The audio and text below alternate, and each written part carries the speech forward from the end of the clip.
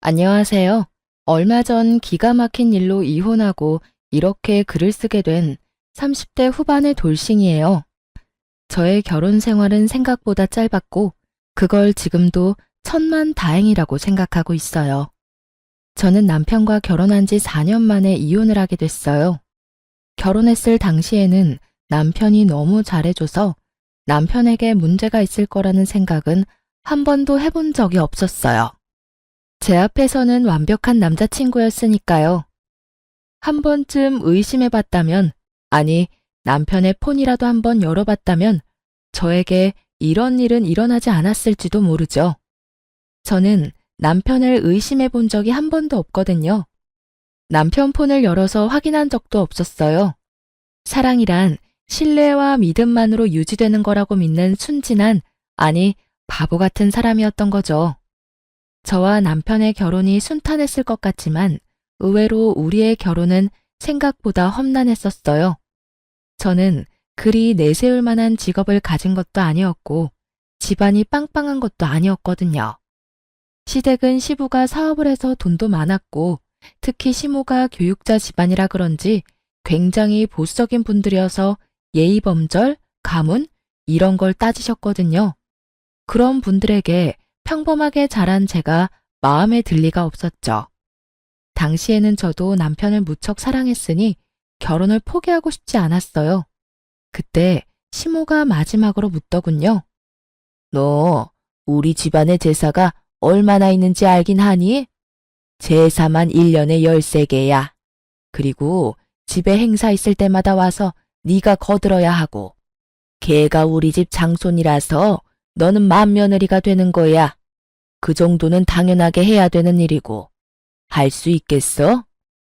솔직히 저희 집에서도 제사는 지냈었고 바쁜 어머니 때문에 제가 제사 준비한 적도 많았거든요. 또래보다는 그런 일에 익숙하다고 볼 수 있었으니 저도 그때는 자신감 넘치게 가능하다 말했었죠. 제 말에 시모가 한참을 절 뚫어져라 쳐다보더니 그러더군요. 좋다. 너랑 우리 아들 결혼시켜주마. 원래라면 합가를 해야 하는 상황이지만 아들이 분가를 그렇게 원하니 내가 분가할 수 있도록 해주마.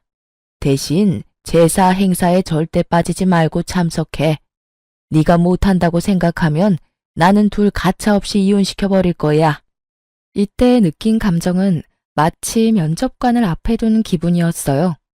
며느리 면접을 하면 이런 느낌일까요? 결국 저는 그렇게 시모의 요구에 알겠다고 답했고 그렇게 저와 남편은 결혼을 할 수 있게 됐어요. 그리고 시모는 분가를 하는 저희의 신혼집 전세금을 모두 빌려주셨어요. 그리고 행복한 결혼은 악몽의 시작이 되었죠. 시댁 재산은 생각보다 컸고 많았어요. 처음에 살짝 버벅대기는 했지만 그래도 한 달, 두 달이 흐르면서 본래 하던 게 있으니 어떻게든 맞춰갈 수 있게 됐어요. 처음 1년은 시모의 짜증 섞인 말만 들었어요. 넌 도대체 친정에서 배워온 게 뭐니? 어떻게 제대로 할 줄 아는 게 하나도 없어? 너희 부모님도 참 대단하시네. 이런 것도 모르는 애를 결혼시킬 배짱이 어딨어? 저의 실패나 서투름은 곧장 친정 부모님을 향한 모진말로 돌아왔고 그런 말을 듣지 않기 위해 정말 애 많이 썼어요. 2년 차에는 필사적이었던 만큼 더 잘해낼 수 있었어요. 그런데 그마저도 시모 마음에는 들지 않았나 봐요. 네가 들어온 지 2년이 되는데 여태껏 나한테 물어보면 어떡하니? 네가 알아서 해야 할 거 아니야.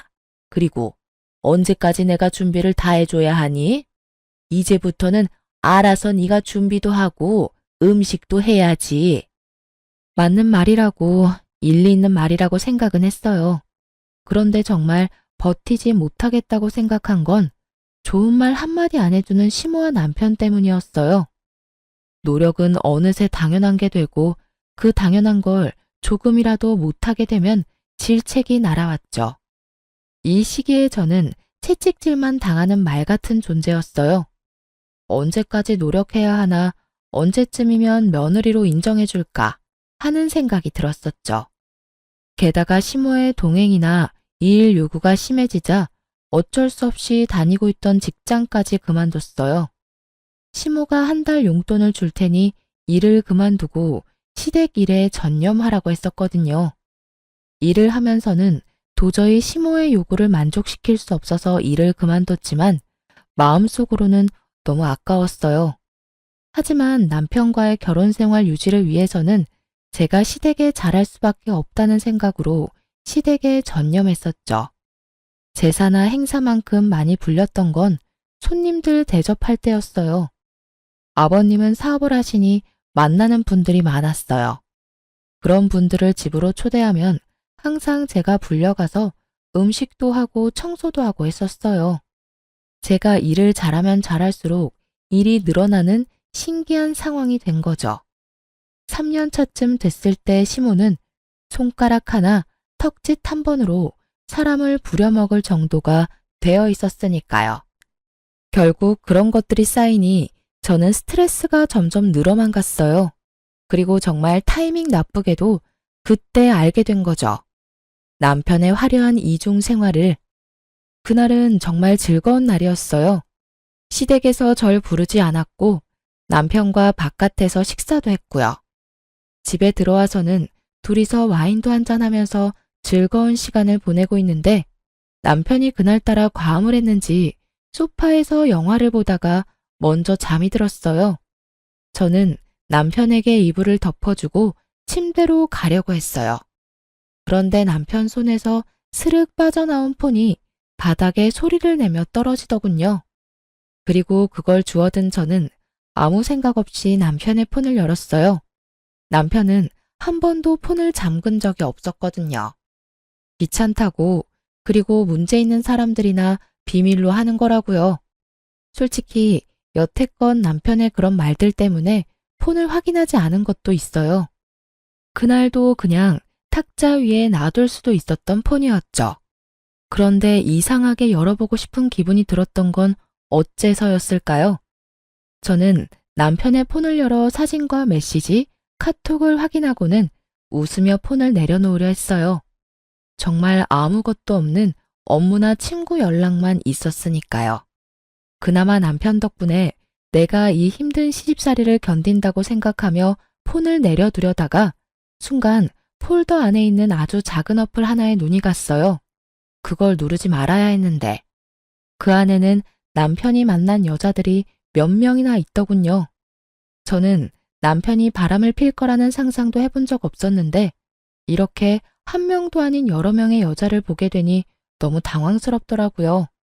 남편이 그 여자들과 약속 잡은 날을 확인해 보니 거의 대부분이 제가 시모에게 불려서 시댁에 간 날들이었어요. 저는 남편과의 결혼을 유지하기 위해서 몸이 힘들어도 제사 준비, 음식 준비, 청소까지 식모처럼 일하고 있었는데 남편은 그런 저를 두고 자기 혼자 열심히 즐기고 있었더라고요. 너무나 큰 배신감과 충격에 부들부들 떨며 혼자 소갈이 하던 저는 잠도 제대로 못 자고 그날 하루를 뜬 눈으로 지새웠어요. 그리고 그 다음날 남편이 일어나자마자 묻지도 따지지도 않고 말했죠. 나랑 이혼해줘. 자다 깬 남편 얼굴이 당황스러움으로 바뀌더군요. 그럴 수밖에요. 제가 장난으로라도 헤어지자거나 이혼하자는 말은 한 적이 없었거든요.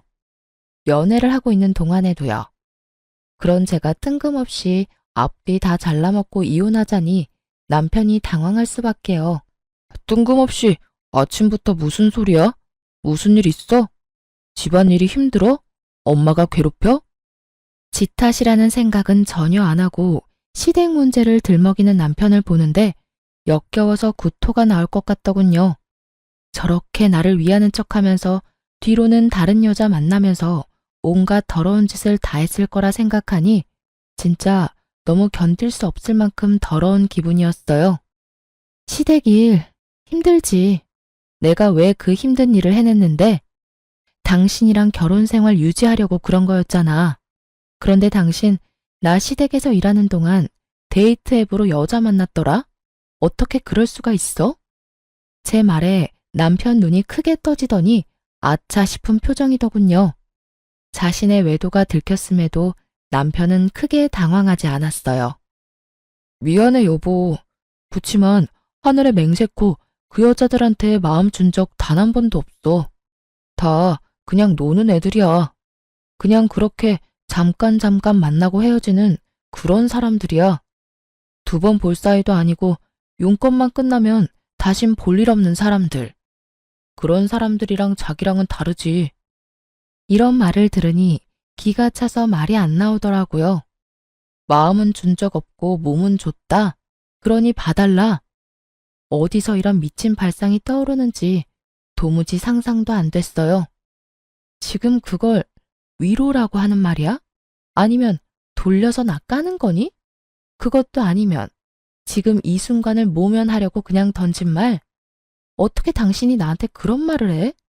당신 마음이 나한테 있으니 몸은 마음대로 굴려도 된다 이거야? 내가 받은 배신감, 내가 느낀 이 더러운 감정은 어쩌고. 당신이 그딴 식으로 가볍게 미친 소리 한다고 해결될 일 아니잖아. 나도 가벼운 마음으로 이렇게 말하는 거 아니야. 나한테는 진짜 당신뿐이라니까. 봐, 어떤 여자도 오래 만난 적 없어. 당신만큼 나를 완벽하게 해주는 여자도 없고, 무엇보다 내 아내라는 자리에 당신보다 더 완벽한 여자도 없어. 그거면 되잖아. 솔직히 내가 당신을 얼마나 잘 챙겼는지는 당신도 잘 알잖아. 서프라이즈도 자주 해줘. 당신 위해서 선물도 많이 해줘. 당신 집에 있을 때는 다른 곳에 가지도 않고 당신한테 오잖아.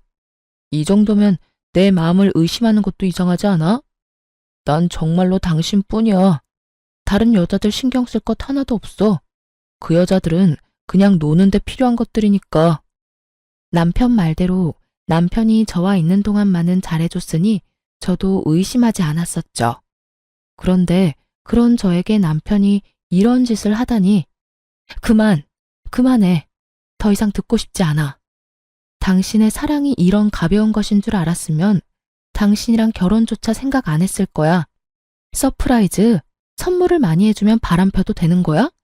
나하고 있는 시간에만 충실하면 내가 없는 시간에는 다른 여자 만나는 게 당연한 거냐고. 여보, 나는 지금 이 상태에서 벗어나고 싶지는 않아. 당신처럼 완벽한 아내이자 며느리는 찾기 힘들잖아. 요즘에 누가 제사를 그만큼 지내고 시댁 일에 헌신을 다해? 어딜 찾아봐도 당신뿐이야. 당신이 있으니 우리가 이렇게 잘 사는 거고. 부모님 도움 받아가며 편하게 사는 거잖아.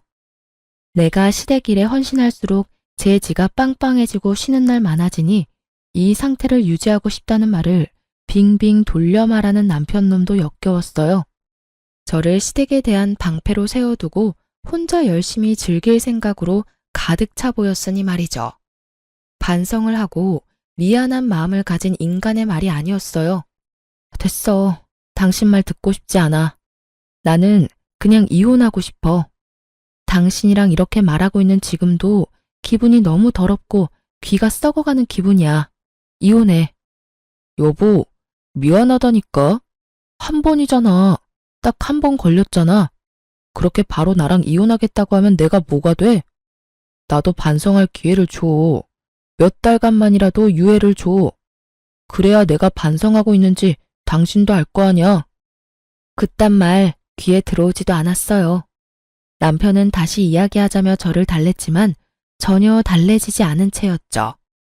배신감과 분노로 머리가 어떻게 되는 것 같았거든요. 게다가 그날 시모가 저를 불렀어요. 아가씨의 결혼식에 입을 한복을 보러 가는데 저에게 같이 가자고 하셨거든요. 그런 일 정도는 아가씨와 함께 갔으면 좋았을 테지만 시모는 악착같이 저를 데리고 다니려고 했어요. 결국 불려가서 시모의 비서 노릇을 하다가 시댁으로 돌아왔어요. 마음이 안 좋으니 내내 한숨만 나왔고 그 모습을 보던 시모가 제게 한마디 하더라고요. 오늘따라 한숨을 왜 그렇게 쉬어? 너 한숨 한 번 쉴 때마다 복이 얼마나 날아가는지 모르니? 네 복 날아가는 건 상관없지만 내 아들 복 날아가는 건 싫은데? 그게... 말해봐. 무슨 일이야? 돈이 모자라? 설마 나 따라다니는 게 힘들어서 그러니? 마지막은 좀 그럴듯하다고 생각하며 저는 시모에게 사실대로 말했어요. 사실은 그이가 바람을 폈어요. 인터넷으로 여자 만나는 걸로. 뭐?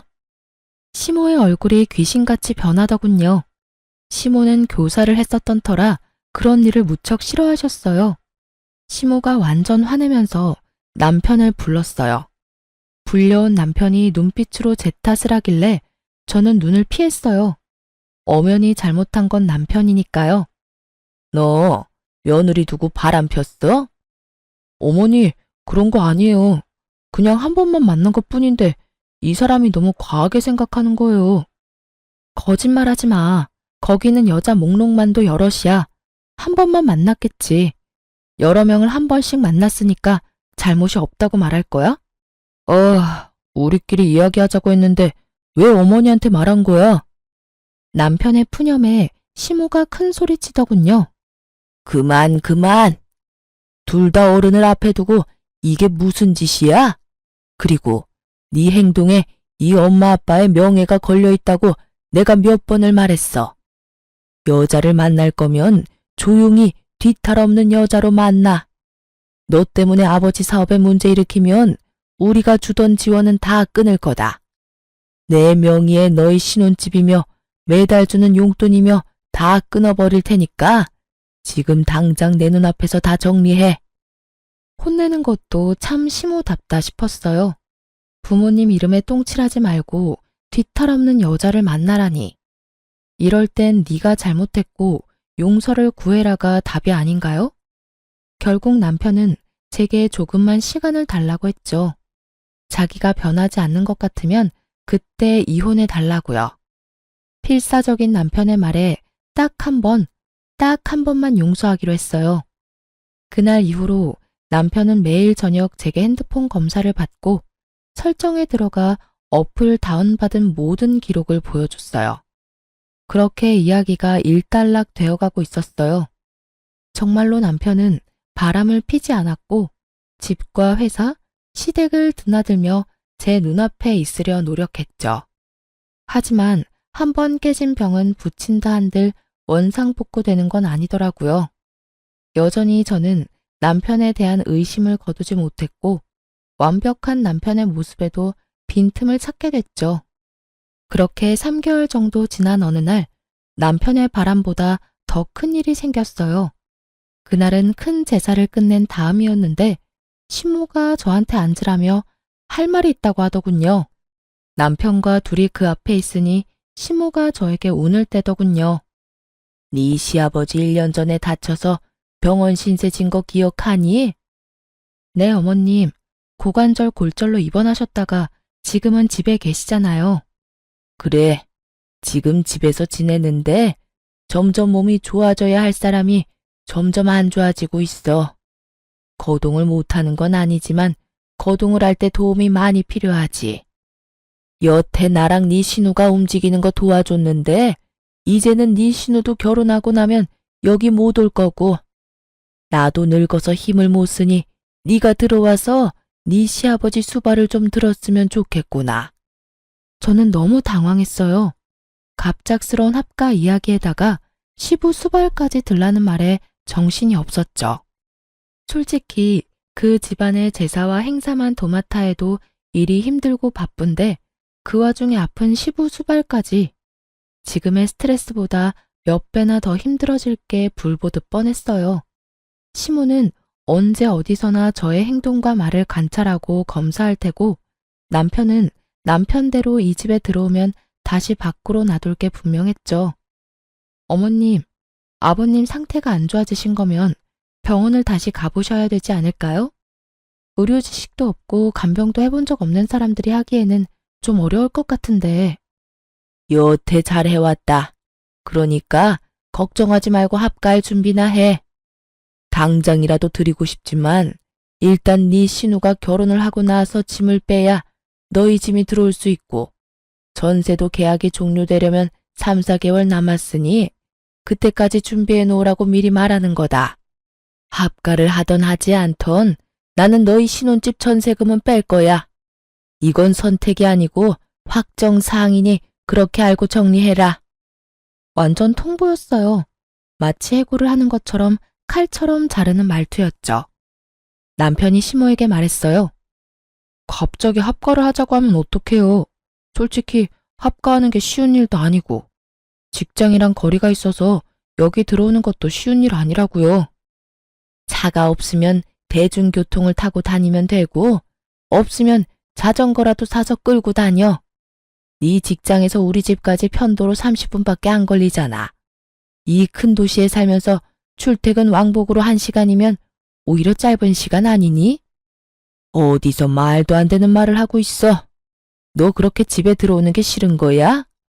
그런 게 아니라 거기에 이미 자리를 잡았는데 갑자기 들어오라니까 그런 거죠.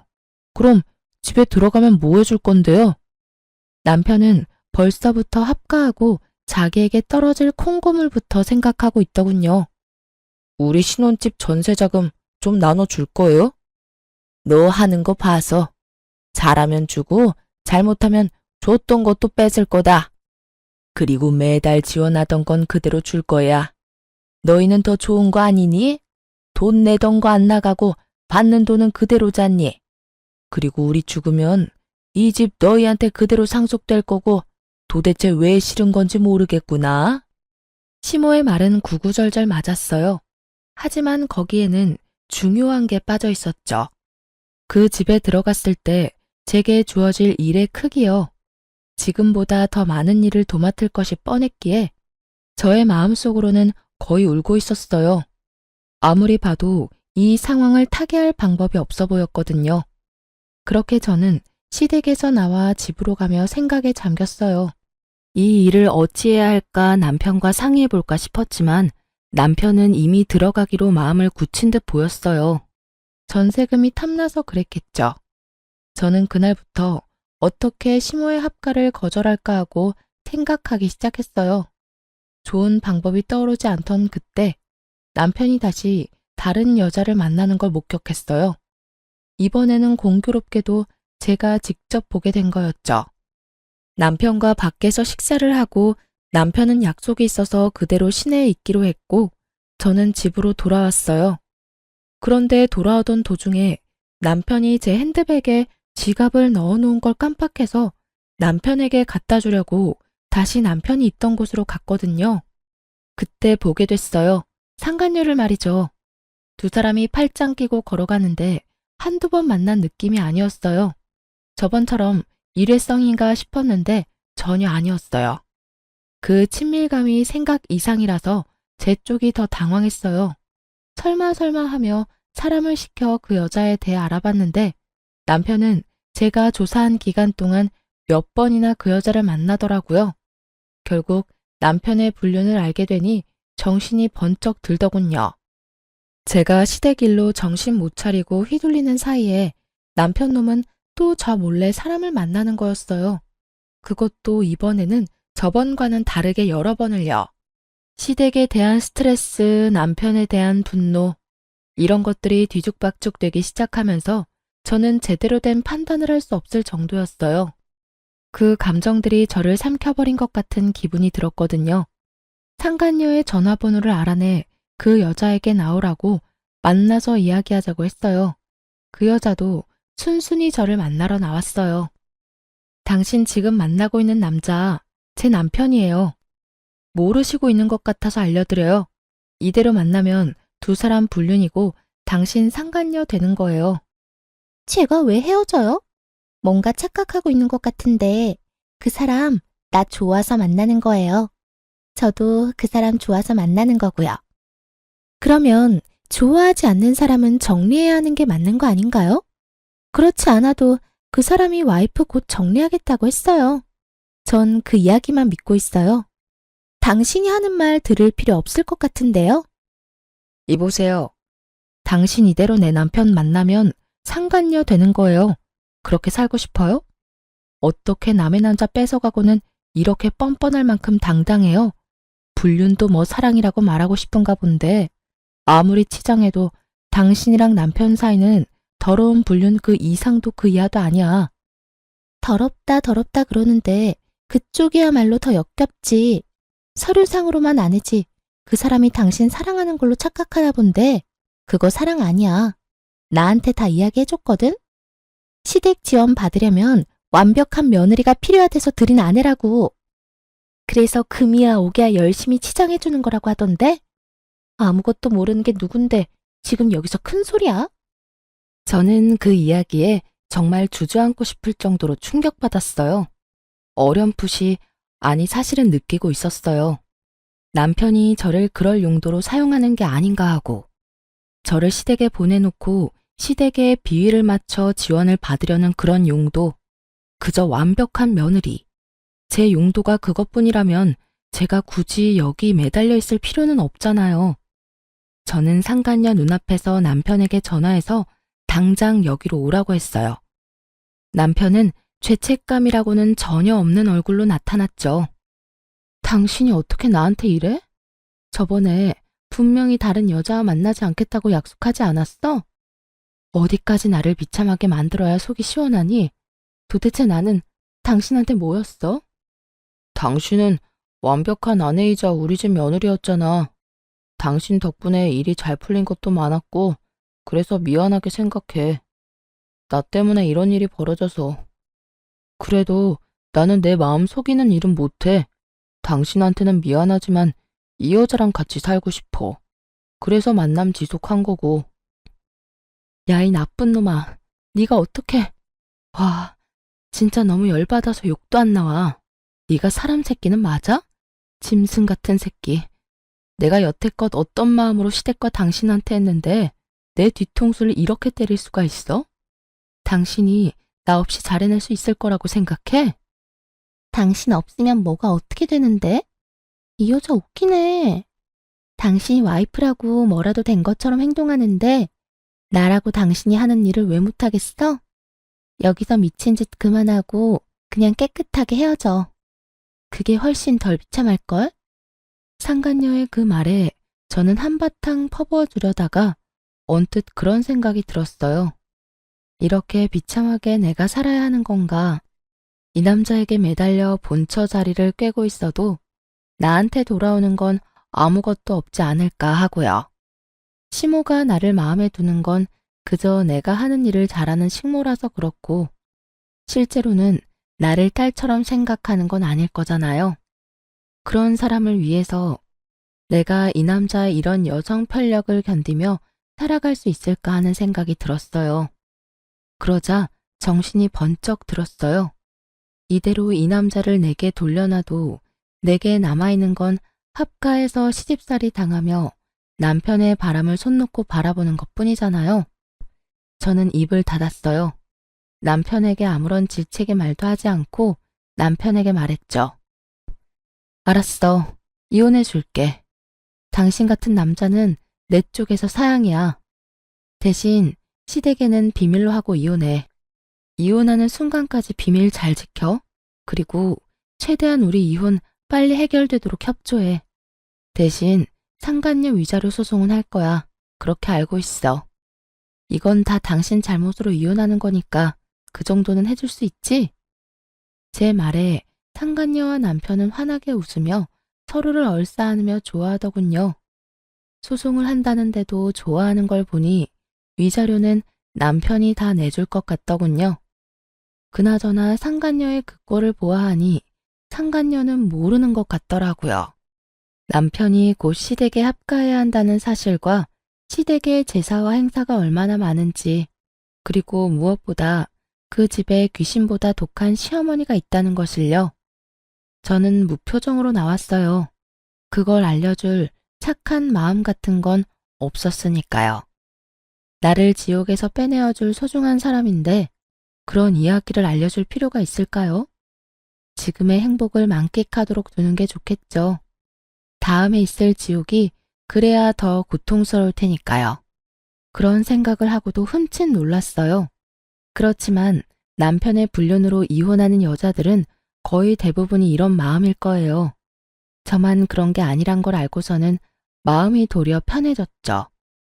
게다가 처음에는 정말 화가 나고 열이 받아서 온몸이 부들거리고 정신이 나갈 만큼 분노로 가득했는데 시간이 좀 지나고 객관적으로 제 상황을 바라보게 되니 딱히 이혼이 나쁜 것만은 아니었더라고요. 남편의 불륜으로 비참해진 마음은 이혼을 함과 동시에 너무도 편안해졌으니까요. 게다가 시댁에 신경 쓰지 않아도 된다는 건 너무나 다행스럽고 행복한 미래였죠. 그리고 이혼 숙려 기간 동안 저는 아주 바쁘게 살았어요.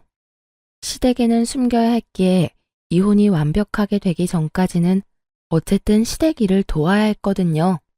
게다가 합가를 위한, 아니 상간녀의 시댁 합가 때문에 제 짐들은 미리 빼둬야 해서 바빴어요.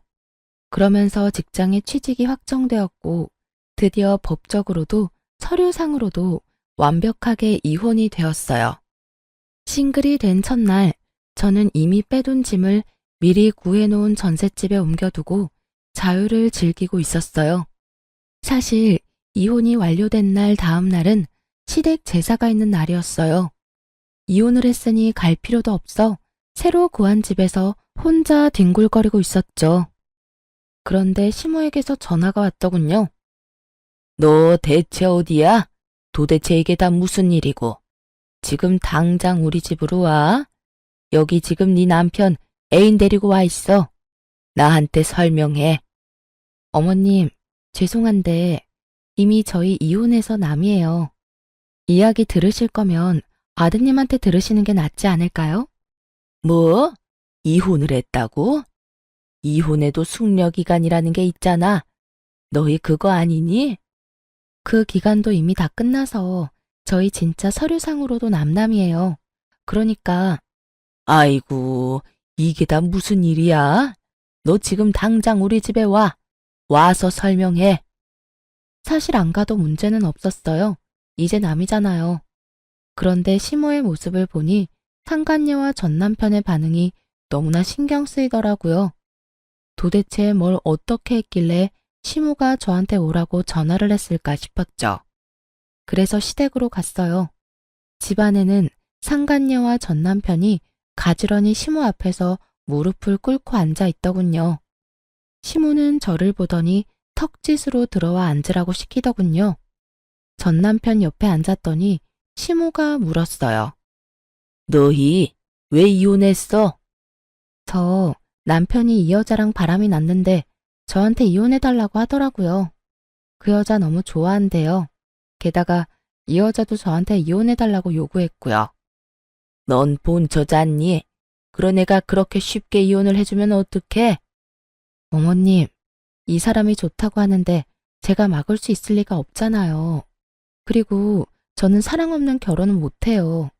제가 결혼할 때도 말씀드렸지만 저는 저 사람이 절 사랑하는 동안에는 뭐든 할 수 있다고 했잖아요. 그런데 절 사랑하지 않는다니 제가 무슨 할 말이 있겠어요? 본처가 다 뭔데요? 그렇게 자존심 세우고 앉아있으면서 두 사람 하하호호 즐거워요, 사랑해요 하는 거 보고 있으라고요? 그렇게 살면서 제 정신이 망가지는 걸 가만두느니 그냥 지금 당장은 쪽팔려도 이혼하고 제 살 길 찾아가는 게 낫다고 생각했어요. 이혼이 너희 둘만 하는 거니? 예, 결혼을 할 때 양가 부모님이 함께 했으면 이혼을 할 때도 양가 부모님께 알려야 되는 거 아니야? 오늘이 제사인데 아무것도 모르는 무지렁이 한 마리가 들어와서는 집안을 이렇게 어지럽히고 있잖아. 너도 데려올 거면 일 잘하는 참한 여자를 데려왔어야 할 거 아니야. 넌 네 처가 여태껏 어떻게 일했는지 보고서도 저런 머리가 꽃받친 여자를 데려와? 어머니, 말씀 좀. 이 사람 저랑 재혼할 사람이에요. 그렇게 말씀하시면 저도 어머님이랑 같이 못 살아요. 네가 나랑 못 살면 어쩔 건데? 너 알고 있겠지만 네 신혼집 그거 내 명이야. 저번에도 약속했지만 나는 너희 합가하라고 분명히 이야기했어. 그런데 그 짧은 시간 동안 이런 짓을 꾸며? 시모의 분노에 전 남편도 어쩌지 못하고 있더군요. 상간녀 앞이라 꼴불견인 모습은 보이고 싶지 않은 듯했지만 시모의 말을 거스를 수는 없었어요. 그리고 거기 아가씨, 아들한테 들었는지 모르겠는데 지금 우리 집에 시집 오면 합가해서 이 집에서 어른 모시고 살아야 해. 우리 남편이 다치고 나서 후유증이 심해서 거동이 잘 안 되거든. 그러니까 시아버지 수발까지 들어야 하고 집에 제사는 1년에 13번 정도 있는 데다가 손님 오시면 음식 접대에 청소까지 다 해야 해. 너 할 수 있겠니? 할 수 있으면 아들이랑 결혼 허락해 줄게. 근데 하기로 했으면 일단 잘 해야 하는 건 알지? 난 일 못하는 사람은 용납 못해. 시모의 말에 상간녀 얼굴이 하얗게 질리며 전 남편에게 이야기하더군요. 난 그런 이야기 들은 적 없어. 설마 당신 나 속인 거야? 나는 당연히 그 집에서 우리 둘만 살 줄 알았어. 게다가 제사라니. 내가 이야기했잖아. 합가 이야기는 안 했지만 제사 지내는 거랑 시댁 일 돕는 건 저번에 너도 다 할 수 있다며? 전 와이프가 다 하던 건데 그걸 당신이 못할 리도 없고. 당신이라면 잘할 수 있을 것 같아서 별말 안 한 거라고. 그래, 제사나 음식은 내가 할 수 있다고 쳐. 근데 아픈 어른 수발까지 드는 건 나한테 말 없었잖아. 게다가 합가라니. 그 이야기가 제일 중요한데 하지도 않고. 난 절대 합가는 안 돼. 어머니, 이렇다는데 좀 봐주세요. 제사며 음식 돕는 건 다 할 수 있다잖아요. 저도 아직 합가는 하고 싶은 마음이 없고 솔직히 사람 쓰면 될 일을 어머니가 어거지로 하고 있으니까 이런 일이 벌어지는 거잖아요. 이 사람 생각해서라도 사람을 쓰던지 요양원을 보내는 게 맞잖아요. 저는 묘한 배신감에 휩싸였어요. 제가 고생하는 걸 다 보고 느꼈으면서도 저와는 결혼 기간 중에는 시모에게 아무 말 없었던 전 남편에게 이미 지난 일이었지만 배신감을 느꼈죠. 시모는 자신에게 대드는 전 남편을 보더니 무척 엄한 얼굴로 말했어요. 합가하기 싫으면 따로 나가 살아. 너희 돈으로. 나는 절대로 분가에는 돈 못 대준다. 그리고 합가해서 살지 않으면 너희한테 지원하던 것도 다 끊을 거고 상속도 없을 줄 알아. 네가 믿지 못할 수도 있을 것 같으니 일단 네가 쓰는 카드부터 정지하마. 결국 그렇게 카드까지 정지 먹은 전 남편은 모아놓은 돈이 없어서 상간녀와 함께 울며 겨자 먹기로 시댁에 합가하기로 했더라고요. 좀 전에 느낀 배신감이 순식간에 사라질 만큼 상간녀와 남편의 실망한 얼굴이 너무 좋았어요. 그럼요. 제 가슴에 못을 박고 자기들끼리만 좋은 건 불공평하잖아요. 저는 그 집에서 나왔고 전 남편과 상간녀에게 위자료를 꼬박꼬박 받고 있었어요. 그리고 4개월쯤 지났나? 일하고 있는데 전 남편에게서 연락이 왔더군요. 전화를 안 받았더니 문자 카톡까지 남기고 다 무시했더니 결국은 친정어머니에게 연락하는 바람에 전 남편과 만났어요. 무슨 일로 나 보자고 했어? 난 당신하고 할 말 없어. 일도 바쁘고. 직장 구했어? 당연하지. 여태껏 당신네 집일 도와준답시고 일 안 한 거야. 그때는 돈도 받고 있었으니까 할 필요도 없었고. 그런데 무슨 일로 보자고 한 건데? 당신 혹시 나한테 돌아올 생각 없어? 여태껏 혼자잖아. 갑자기 이런 무슨 정신 나간 소리인가 싶어서 전 남편의 얼굴을 빤히 쳐다봤어요. 어디 아파? 왜 그런 무서운 소리를 해? 아니, 그 재혼한 여자는? 그 여자랑은 이혼했어. 이혼? 결혼한 지 얼마나 됐다고. 나 때문에 헤어진 건 아니야. 우리 본가랑 잘 안 맞아서 어머니 일 시키는 게 힘들었나 보더라고. 그래서 가만히 생각해보니 네가 참 힘들었겠다 싶기도 하고. 그런 마음 드니까 미안함과 동시에 내가 좀 더 잘해줬어야 했다는 후회도 들고 그렇더라고. 제대로 된 말을 하는 놈이 아닌데 수상했죠. 그래서 더 집요하게 물어봤어요. 헤어졌으면 다른 여자 찾으면 되잖아. 굳이 헤어진 전 부인을 찾는 거야? 당신이 우리 집 일 도맡아 했잖아. 그렇게 할 줄 아는 사람 없기도 하고. 우리 엄마 성미 맞춰줄 사람도 없고. 그리고 아직도 나는 너를 마음에 두고 있어. 그때 그 여자 때문에 모진 말 하긴 했지만 정말로 당신을 놓을 생각은 없었거든. 거짓말을 줄줄 읊으며 말하는 짐승 새끼를 보니 기가 막혔죠. 헤어져 달라고 난리칠 땐 언제고 이제 와서? 그리고 엄마도 당신이 돌아왔으면 하고 있고 제사도 줄이고 병수발도 안 들어도 된대. 당신이 돌아오기만 하면 다 원하는 대로 들어준대. 분가도 시켜주고. 나도 당신 말고 다른 데는 눈길도 안 줄게. 정말로 약속할게. 그 말을 믿어? 당신도 참 순진해. 그치?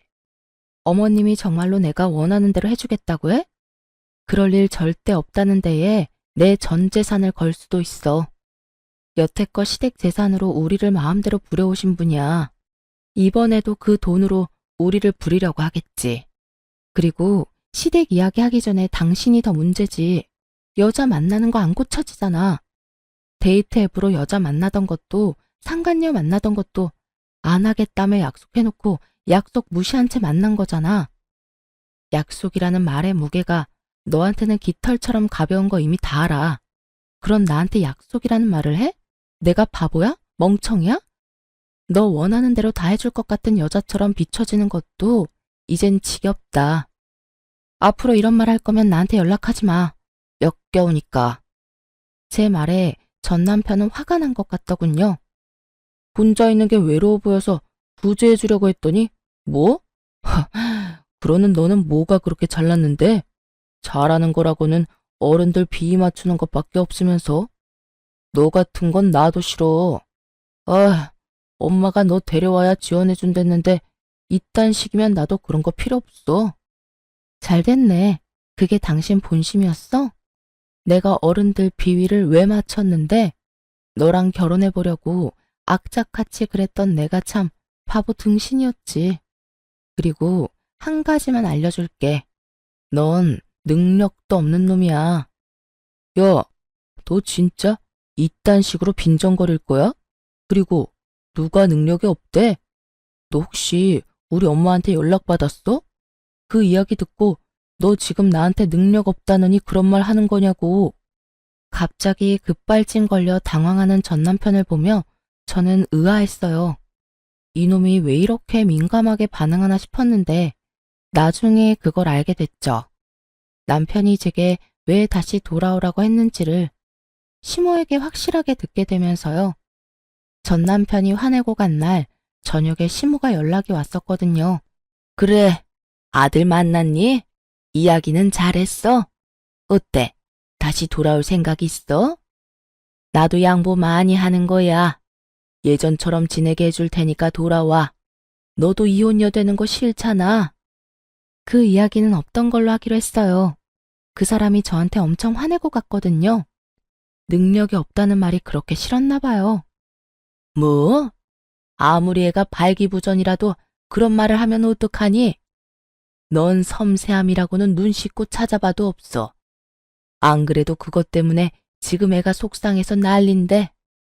시모가 알려준 말에 저는 웃음이 튀어나올 뻔했어요.